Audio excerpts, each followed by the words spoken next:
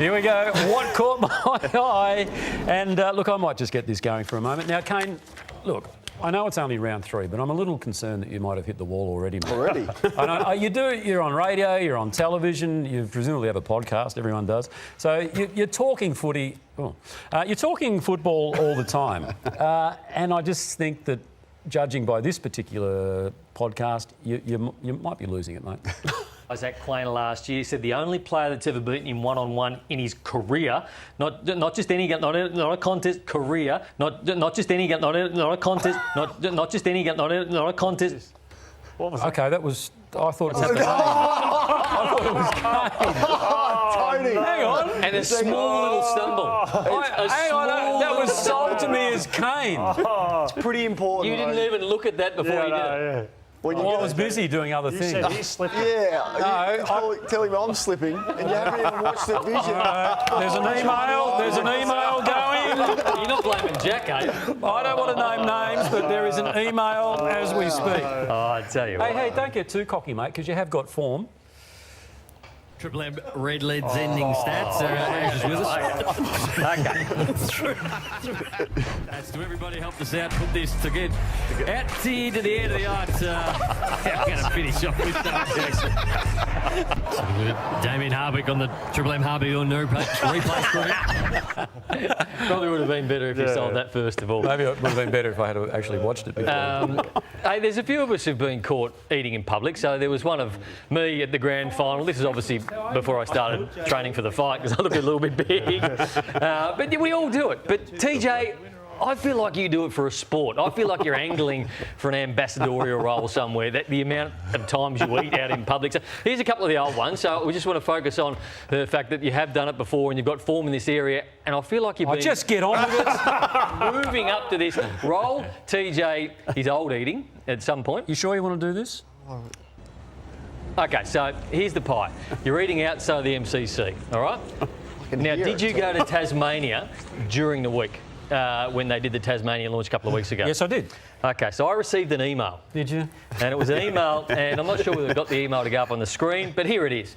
So it says, it just so happens that our contacts from National Pies were also on hand at the event and couldn't help but notice how Tony Jones was getting stuck into the pies. Reports that while Tony was waiting, he started eating the pies, and not just 1 or 2, they said it was around 10. And then it goes on, another contact said really getting into the pies, saying they thought he ate about 15 pies, 15. Tony. Now, I know that Annette doesn't give you much money for lunch, so are you angling for an ambassadorial role with pies somewhere? Some sort of ambassadorial, KFC, some sort of pies? 4 No. How many pies did you put away on this day? A lot, but let me just say, it was after the function and they were leftovers and I was still doing. It doesn't mean you eat all of them. Well, I was just helping. I was just helping. National Pies have been in contact because they know you love a pie. And Stewie, you're actually going to come in because we have a brand new sponsor on the Sunday Footy Show, National Pies, thanks to you and your gluttonous ways. My gluttonous ways. Well, thank you, National Pies, and we'll certainly give you all the love that you deserve, and healthy too, I'm told. Gourmet. Now, we know there's been a massive build-up to Wednesday night's fight, Kane Corns versus Nathan Brown. Now, the event organisers of this night were desperate to get Corns versus Brown as the main undercard fight. Absolutely. TG. And this was how it was going to play out. The very last fight before the big event was going to be Corns versus Brown. Now, one of the combatants, though, sought from the organisers to move it earlier into the night, and I'm about to reveal who sought that movement of schedule. It was you, Kane Corns. Absolutely it was. And the excuse you gave was, I want to fight earlier. I need some sleep. I need to go to bed early. You'll be going to sleep early, mate. I can help you with that. I'll be serious here. I thought it was disrespectful to the main fighters to put our rubbish second main event when you've got actual professionals who have Did trained you say I need my this. beauty sleep No, and I need to get to bed early? It's going to be a late Isn't night it about leaving it to the organisers to decide that? No, he asked me. He said, "Are you happy to go as a second man?" I said, "Absolutely not." I said, "We've got professional fighters. I need my that sleep. have waited their whole lives for this moment." How did you say for Mitch Robinson in the second fight? Yeah, but that's a good fight. Like they actually want to do it professionally. So anyway, I'm put my hand up. Yes. Now, No, I'd just put both hands up if I was you. One of the hardest things to do is write an article, and you do a great job with it. But sometimes you write something you're not proud of, and you're just trying to get the deadline done. I reckon Kane wrote one maybe a week ago about why he decided to do this fight, and he talks about there was 1,000 words of just blah blah blah, like skydiving, steering clear of scuba diving, never flying in planes, all the things I didn't want to do. And fast cars, motorbikes, and all above. I wouldn't step into the boxing ring, right?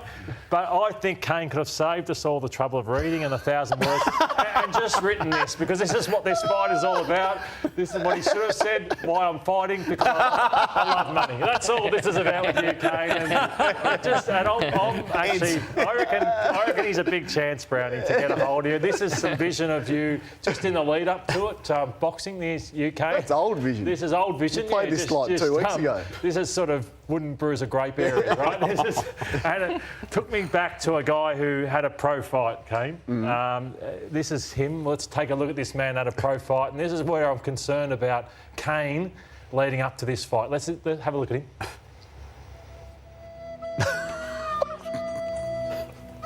It's long. There he is on the left. So, Brady, I'm on your camp here. This is Kane's technique, and that was his boxing career. So, I reckon you've got him covered. Took a while to get there.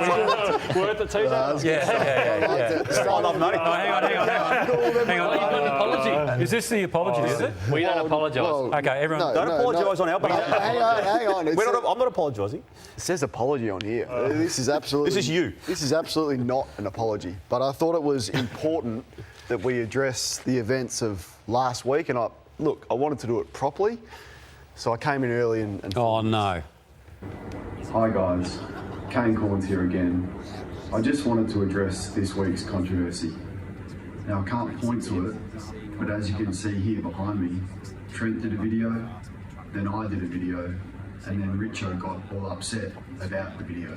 I always strive to be at the cutting edge, but the volcano is always bubbling, and sometimes people get burned. So join me next week as we continue to set the agenda with important topics like this. So does that clear it up? Like, is it? That clear it all up? Yeah, and that how I puts was it- truly feeling about the fallout from it. Yeah. Really important stuff that we needed to address.